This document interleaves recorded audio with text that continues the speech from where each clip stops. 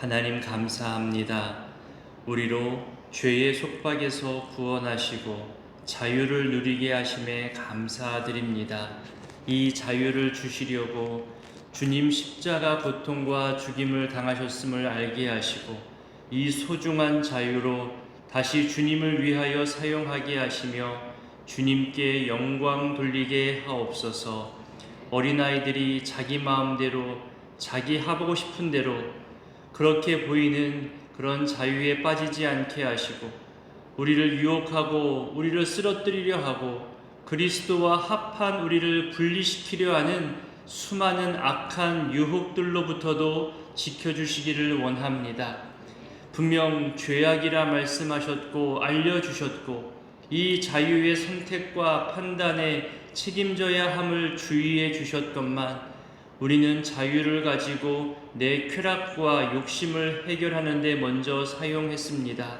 특별히 음란함이 우리 삶에 더욱 깊이 들어와 있음을 보게 됩니다.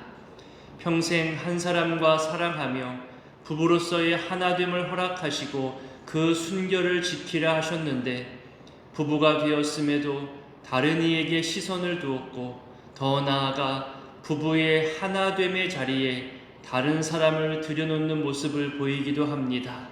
부부간 최고의 사랑은 남편의 자리, 아내의 자리에 다른 일을 허락하지 않는 것임을 알게 하시고 몸과 마음과 생각과 감정에 순결함을 허락하여 주옵소서.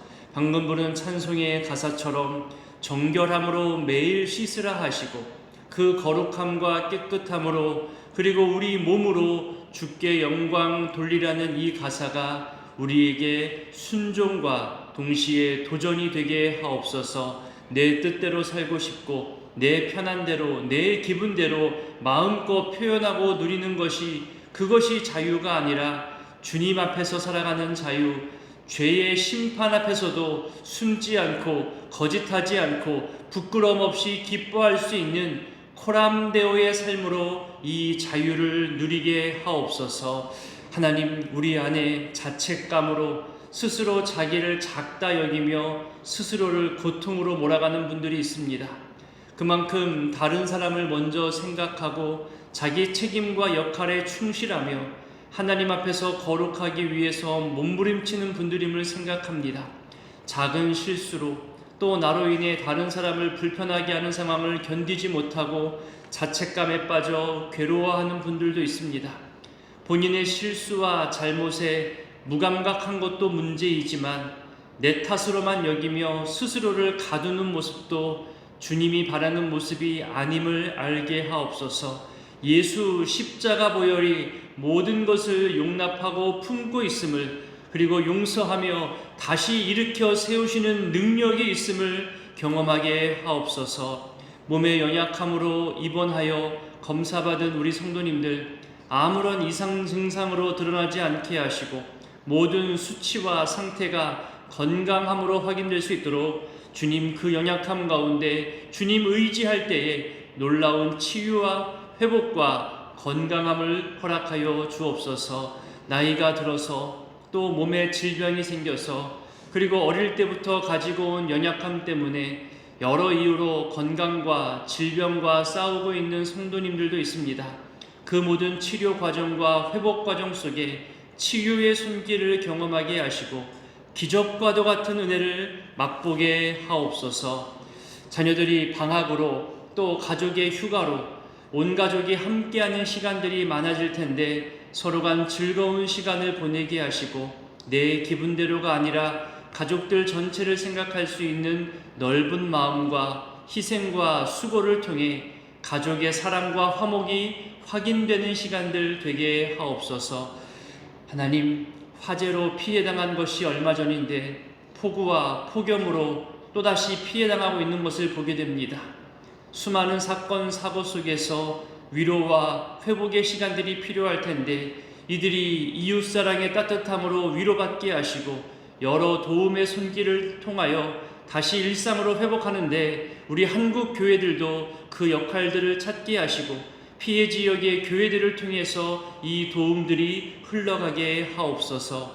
한 주간 무더위 속에서도 우리 성도님들 건강을 지켜주시고 오가는 모든 발걸음 복되게 하시고 지금도 매번 매일마다 보는 그 얼굴들이 보이지 않아 속상합니다. 그들의 처한 자리, 그들의 형편들을 주님 헤아려 주시옵소서. 또한 우리 한 주간의 모든 말과 행동에 부드러움과 긍정을 더하셔서 우리가 말하는 곳 또 찾아가는 곳마다 즐거움이 더해지게 하옵소서. 이 새벽에도 주님께 드리는 예물들이 있습니다. 특별히 오늘 1000번째 첫 예물을 드리고자 하오니 하나님 그 처음에 마음의 소원과 간절한 간구와 하나님 앞에 서원한 것들이 지켜지게 하시고 하나님께서 준비한 모든 은혜와 선물들을 다 받아 누릴 수 있도록 이 예물 가운데 복의 복을 더하여 주시옵소서. 이 외에도 매일매일 드리는 모든 간구와 중보기도의 제목들을 주님 흠향하여 주시고 하나님께서 하나님의 방법으로 일일이 갚아 주시옵소서. 이제 말씀 앞에 서고자 하오니 성령 하나님 함께하여 주시기를 소원하오며 예수님의 이름으로 기도드립니다. 아멘. 오늘 말씀은 고린도전서 6장입니다. 고린도 교회의 소식이 바울의 마음을 안타깝게 했지요. 교회가 당한 문제들에 대해서 바울이 목회하면서 경험했던 근거를 가지고 그 이유를 말하면서 책망과 권면을 계속하고 있습니다. 1장부터 4장까지는 분쟁과 관련된 문제를 다루었고요. 어제 본문 5장에서는 음행에 대해서 다루었죠. 그리고 오늘 본문 6장에서는 두 가지를 다루는데 하나는 소송에 대해서이고 또 다른 하나는 음행을 피해야 하는 이유와 우리 몸의 정체성에 대해서 다루게 됩니다. 먼저 소송에 대해서 보겠습니다. 우리 1절부터 3절까지를 읽습니다. 너희 중에 누가 다른 이와 더불어 다툼이 있는데 구태여 불의한 자들 앞에서 고발하고 성도 앞에서 하지 아니하느냐? 성도가 세상을 판단할 것을 너희가 알지 못하느냐? 세상도 너희에게 판단을 받겠거든 지극히 작은 일 판단하기를 감당하지 못하겠느냐? 우리가 천사를 판단할 것을 너희가 알지 못하느냐? 그러하거든 하물며 세상이리랴. 1절 중간에 보면 구태여라는 단어가 있어요. 이 말은 힘쓰고 애써서 일부러 행했다는 말이거든요. 자신의 주장을 강하게 드러낼 때도 사용하는 표현입니다. 어째서 불의한 사람들 앞에서 구태여 소송하느냐는 거죠. 오늘날에도 이런 일들이 많이 있지만 고린도 교회에서 서로 분쟁하고 다투다 보니까 자신의 주장을 내세우기 위해 내 주장이 더 낫다는 것을 판단받기 위해 세상 법정에 고소하며 소송을 진행했던 경우가 많았습니다. 대부분의 유대인들은 스스로 하나님의 백성이라는 지나친 자부심을 가지고 있었기 때문에 자신들의 분쟁에 대해서 세상 법정에 고소하지는 않습니다. 스스로 분쟁을 조정하려고 애썼지요. 겉으로 드러난 행위보다 마음의 생각과 동기까지도 감찰하시는 그 하나님을 믿고 따르는 무리들이 어찌 불의한 재판관들 앞에 세상 법정에 이 모든 것을 맡길 수 있겠냐, 이런 생각이었던 겁니다. 그렇다고 세상의 법정이 다 그릇되고 틀렸다는 것을 말하는 게 아닙니다. 세상의 법정 권위를 무시하는 것도 아니죠. 얼마 전 살펴본 로마서에서도요, 세상의 권위, 세상의 법정을 인정했잖아요. 또한 바울 본인도 세상 법정에 고소해서 로마로까지 가는 그런 과정을 보여주었습니다. 그러니 여기서 말하는 세상 법정, 이런 이방 법정에 고소하지 말라는 말은 하나님의 법과 질서를 알지 못하고 세상에서 적용되는 법으로 판단하는 곳에 왜 교회의 사건이나 그리스도인 사이의 일을 가지고 나아가느냐, 그렇게 안타까움으로 지적하고 있는 거죠. 요즘에는 교회 분쟁과 교회 내 사건에 대해서 워낙 세상 법정에 호소하고 고소하는 경우가 많다 보니까요, 종교적 일이나 교회 법에 대해서도 따로 공부해야 하는 법조인들이 많아졌다고 합니다. 심지어 종교 분쟁만 따로 담당하는 법조인들이 세워지고 있지요. 그리고 그런 판사나 검사, 변호사들을 만나서 이야기할 수 있는 기회가 있었는데요, 그들과 이야기 나누면요, 교회의 어두운 면만 보기 때문에 믿음 갖기가 쉽지 않다, 속상할 때 있다, 이런 말들을 하더라고요. 특히 이 법조인 중에서는 또 법으로 고소하는 사람들 중에서는요, 모태신앙, 또 중간에 믿음 생활 시작하는 분들, 배우자가 중직자인 경우도 있고 본인 스스로가 오랜 시간 교회 생활을 하셨던 분들이 있다는 거예요. 사람 사는 곳이기 때문에 당연히 분쟁도 있고 판단해야 하는 일들도 많이 있겠지만, 그래도 이런 법들을 진행하는 과정들을 통해서 세상 사람들보다 교인들이 더 속이 좁거나 마음이 넉넉하지 못하는 모습을 볼 때마다 속상하다는 그런 말들을 들어본 적이 있습니다. 그들이 또 마음이 괴롭은 것 중에 하나는 교회에 대해서 하나도 모르고 교회를 부정적으로 보는 사람이 이 사건을 맡을 때 그땐 더더욱 속상하다는 거죠. 물론 법조인들이 말을 함부로 하지는 않지만 사석에서 말할 때 교회에 대해서 실망감들을 말한대요. 믿는 법조인들에게 교회라는 곳이 도대체 어떤 곳이기에 이런 일들이 생겨나나요? 믿지 않는 법조인이 물으면 딱히 대답하기가 어려울 때가 있어서 속상하다는, 또 부끄럽다는 그런 말을 하더라고요. 바라기는 교회가 세상에 걱정이 되지 않기를, 세상에 손가락질이 아닌 야 우리 교회처럼만 하자, 교회처럼만 하면 되지 않겠냐, 그렇게 이 시대의 본을 보이고 화목함과 정의로움을 드러내는 그런 역할을 오늘날의 한국교회들이 감당할 수 있게 되기를 기도했으면 좋겠습니다. 고린도 교인들은 스스로 말도 잘하고 교만하다 여길 만큼 자부하고 있는 것도 많았을 텐데, 사실은 불의한 자들에게 이 거룩한 자들이 재판받는다는 이런 모순과 또 부끄러움조차 이해 못할 만큼 영적 미련함을 가지고 있었던 거죠. 하나님의 자녀라는 이 거룩하고도 고결한 신분에서 스스로 그 신분을 내팽겨치고 다시 예전의 세속적 모습으로 자기를 낮추고 있는 것이 바로 소송이라 얘기하고 있는 겁니다. 그래서 바울은 2절에서 질문법을 사용하면서 성도의 위치와 역할에 대해서 말합니다. 성도가 마지막 날에 심판자로서의 역할을 감당할 그런 존재라고 말하는 거예요. 마지막 종말의 심판 때에 그리스도인들이 심판자 되시는 주님과 이 심판에 함께 참여한다고 말하는 거거든요. 왜 이런 말을 바울이 하냐면요, 여러분 성경 찾으시는 분들 마태복음 19장을 찾아볼까요? 마태복음 19장을 보면요, 예수님께서 여러 교훈에 대해서 말씀하시는데 제자들과 주님을 따르는 자들을 향해서 이런 말씀을 하셨습니다. 마태복음 19장 28절, 찾으신 분들 같이 읽고 못 찾으신 분들 들어보십시오. 19장 28절을 읽습니다. 예수께서 이르시되 내가 진실로 너희에게 이르노니 세상이 새롭게 되어 인자가 자기 영광의 보좌에 앉을 때에 나를 따르는 너희도 12 보좌에 앉아 이스라엘 12지파를 심판하리라. 그러니까 마지막 심판의 날에 심판에 참여해야 할 너희들이 어찌 형제간 사소한 분쟁 하나 제대로 판단하지 못하고 해결하지 못해서 심판의 대상이라 할 수 있는 세상 법정에 가지고 나가느냐, 이게 말이 되는 모습이냐 책망하고 있다는 거죠. 그러면서 다시 우리 3절에서 천사까지도 판단한다고 하잖아요. 여기서 말하는 천사는 악한 천사들입니다. 하나님 앞에서 범죄하고 타락한 천사들이죠. 비록 범죄하고 타락한 천사들이라 할지라도 우리 인간들보다는 훨씬 더 탁월한 존재잖아요. 그런 천사들까지 성도들이 나중에 판단하게 될 것임을 말하고 있는 거예요. 이 말의 근거도 이사야의 예언, 베드로 후서, 유다서 등에서 동일하게 말씀하고 있는 것을 발견할 수 있습니다. 하나님께서 이 범죄한 천사들, 자기 자리에서 벗어난 천사들을 마지막 심판날에 심판하시려고 붙잡아두고 가두어두고 있음을 그 이사야와 또 베드로후서 유다서에서 말하고 있거든요. 우리 성도들은 심판자의 심판에 함께할 존재들인데, 지금 세상의 일반 상식으로도 충분히 해결할 수 있는 이 문제를 가지고 어떻게 교회 밖으로 나가서 세상 법정에 호소하냐는 거죠. 왜 그렇게 감정 싸움이 됐냐며 지적하는 겁니다. 3절 끝부분에 말하는 세상 일이라는 이 표현은 법정 용어가 아니라요, 평범한 일상을 뜻하는 의미입니다. 그러니 평범한 일상 속에서 일반적인 상식을 갖고 충분히 해결할 수 있는 일반적인 문제라고 얘기하는 거죠.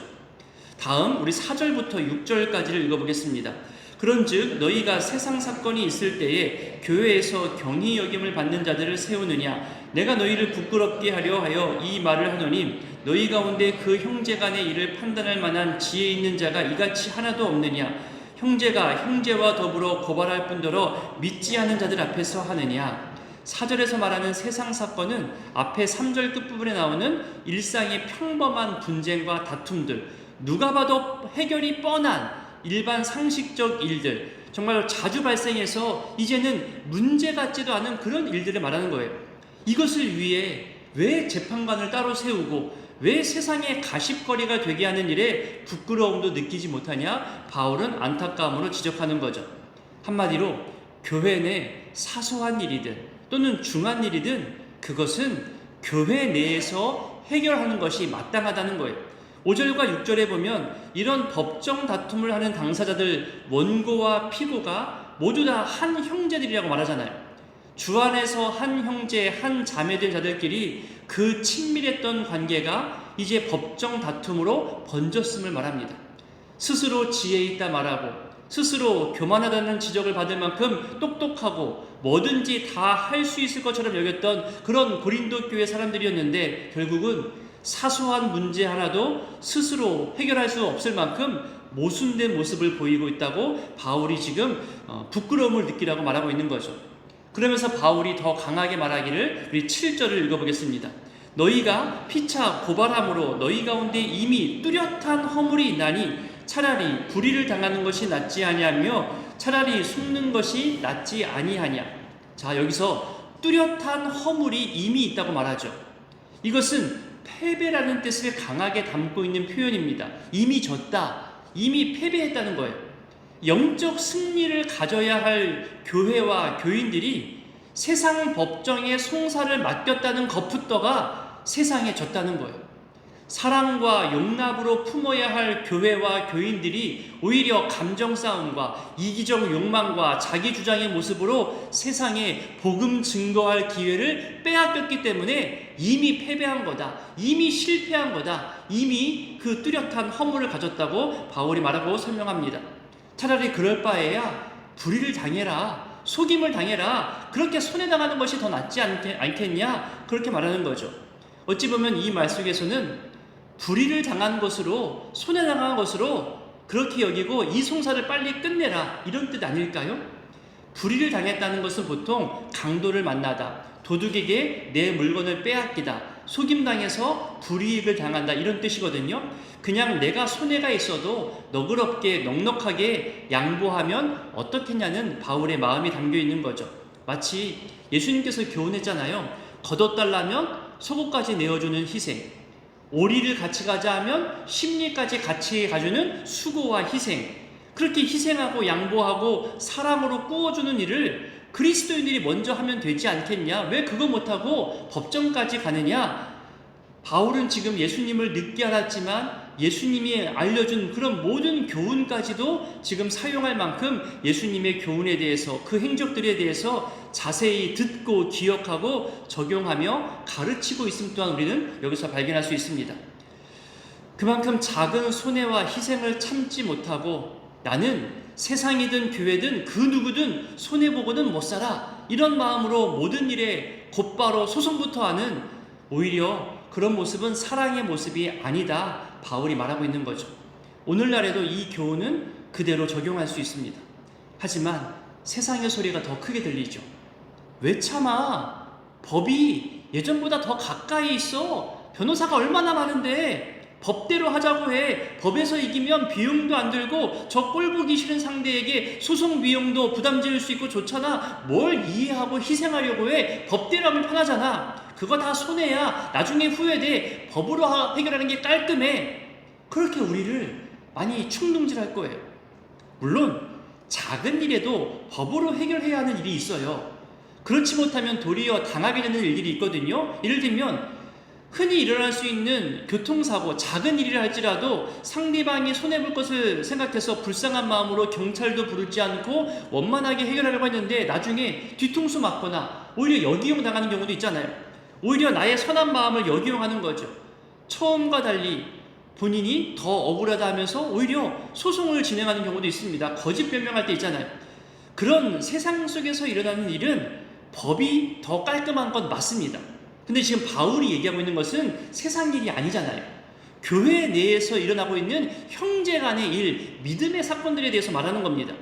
교회 안에도 법이 있고 내규가 있고 지침들이 다 있어요. 당연히 지켜내야 하는 질서들이죠. 하지만 이것들이 서로 사랑하고 용납함보다 매번 앞서는 것은 그것이 과연 교회의 모습일까? 오히려 부정적인 모습이 많아지겠죠. 고린도 교회의 교인들이 매사 세상 법정에 송사하는 일로 교훈한 바울은 이제 곧바로 다시 음행과 관련하여서 교훈과 책망으로 이어갑니다. 우리 9절부터 11절까지를 읽어보겠습니다. 불의한 자가 하나님의 나라를 유업으로 받지 못할 줄을 알지 못하느냐? 미혹을 받지 말라. 음행하는 자나 우상 숭배하는 자나 간음하는 자나 탐색하는 자나 남색하는 자나 도적이나 탐욕을 부리는 자나 술 취하는 자나 모욕하는 자나 속여 빼앗는 자들은 하나님의 나라를 유업으로 받지 못하리라. 너희 중에 이와 같은 자들이 있더니 주 예수 그리스도의 이름과 우리 하나님의 성령 안에서 씻음과 거룩함과 의롭다 하심을 받았느니라. 고린도 교회가 있었던 당시 고린도 사람들의 불의한 모습들을 말하잖아요. 음란, 성적 타락, 우상 숭배, 거짓과 속임들에 대해서 이야기했습니다. 이런 성적, 도덕적 타락들을 왜 열거하냐면요, 이런 불의한 죄악들을 저질러도 교인들 간 무관심했다는 거예요. 이 정도쯤이야 여러분, 근데 하나님 나라를 상속받는 것에 대해서 이런 것들이 아무런 문제가 되지 않는다고 가르치는 사람들이 있었다는 거죠. 고린도 교회는 분쟁과 다툼도 문제였지만 이렇게 잘못된 가르침도 있었다는 겁니다. 자기들의 일상 삶에 대한 그런 부도덕한 모습을 피하기 위한 변명이고 고집이고 자기 합리화가 교회 가운데 있었다는 거죠. 이제 6장 뒷부분은 이 몸과 음행에 대해서 이야기하는데요, 우리에게 있는 자유의지, 성도의 자유를 가지고 거룩함을 드러내야 할 우리 그리스도인들이 오히려 음행을 선택하고 음행에 빠지는 자유를 보이는 게 잘못되었다고 말합니다. 음행은 곧 연합이라 말하죠. 둘이 하나가 되라는 이 거룩한 명령을 쾌락과 음행으로 바꾸는 것은 정말로 자유를 잘못 사용하는 것이다. 음행을 그쳐야 할 이유로 우리 성도들의 몸이 성령의 전이고 성도들의 몸으로 하나님께 영광 올려드려야 됨을 말하고 있습니다. 여러분, 부부가 하나가 되어 둘이 하나가 되는 이 신비함을 성령을 통해서 허락하신 건데, 이것을 자유라는 이름을 가지고 오용하고 잘못된 판단을 하는 것에 대해서 지금 바울이 지적합니다. 우리 볼까요? 15절부터 20절까지를 읽어보겠습니다. 너희 몸이 그리스도의 지체인 줄을 알지 못하느냐? 내가 그리스도의 지체를 가지고 창녀의 지체를 만들겠느냐? 결코 그럴 수 없느니라. 창녀와 합하는 자는 그와 한 몸인 줄을 알지 못하느냐? 일러스되 둘이 한 육체가 된다 하셨으니 주와 합하는 자는 한 영이니라. 음행을 피하라. 사람이 범하는 죄마다 몸 밖에 있거니와 음행하는 자는 자기 몸에 죄를 범하느니라. 너희 몸은 너희가 하나님께로부터 받은 바 너희 가운데 계신 성령의 전인 줄을 알지 못하느냐? 너희는 너희 자신의 것이 아니라 값으로 산 것이 되었으니 그런즉 너희 몸으로 하나님께 영광을 돌리라. 합하여진 것을 떼어내는 것은 쉽지 않습니다. 합하여지고 붙어진 것을 떼어낼 때는 늘 상처가 생기게 되겠죠. 아무리 요즘 세상 문화가 쉽게 만나고 쉽게 사랑을 나누고 쉽게 헤어진다 말한다 하더라도요, 내 몸은 그렇지 못해요. 내 마음 깊은 곳에서도요, 사람을 향해 또 사랑에 대해서 불신하게 되고 가볍게 여기는 그런 상처가 남습니다. 향후 온전한 하나됨을 방해해요. 부부간에 신뢰하지 못하는 게 어디 그게 부부가 되겠어요? 그래서 음행은 자기 몸에 죄를 범하는 것이라 설명합니다. 내 몸은 내 것이 아니라 그리스도의 십자가 피 흘림으로 산 것이 된 거죠. 성령의 전이고 주님의 것이기 때문에 내 몸을 음란으로부터 지키며 몸의 거룩함으로도 하나님께 영광 돌려야 함을 바울이 지금 강조하며 마무리하고 있습니다. 여러분, 오늘 이 말씀들 기억하고 기도하실 때에 분쟁과 다툼, 소송에서 늘 자기 주장이 앞서는 것을 보게 됩니다. 자신을 객관적으로 보게만 해도요, 수많은 다툼과 원망과 불평이 줄어들 수 있습니다. 오늘 하루의 모든 만남과 언행에 있어서 한 형제 자매임을 기억하며 우리 언행을 다스릴 수 있도록 내 말과 내 행동과 내 몸으로 하나님께 영광 올려드리는 그런 하루 되기를 기도했으면 좋겠습니다. 주기도문으로 기도하겠습니다. 하늘에 계신 우리 아버지, 아버지의 이름을 거룩하게 하시며 아버지의 나라가 오게 하시며 아버지의 뜻이 하늘에서와 같이 땅에서도 이루어지게 하소서. 오늘 우리에게 일용할 양식을 주시고 우리가 우리에게 잘못한 사람을 용서하여 준 것 같이 우리 죄를 용서하여 주시고 우리를 시험에 빠지지 않게 하시고 악에서 구하소서. 나라와 권능과 영광이 영원히 아버지의 것입니다. 아멘.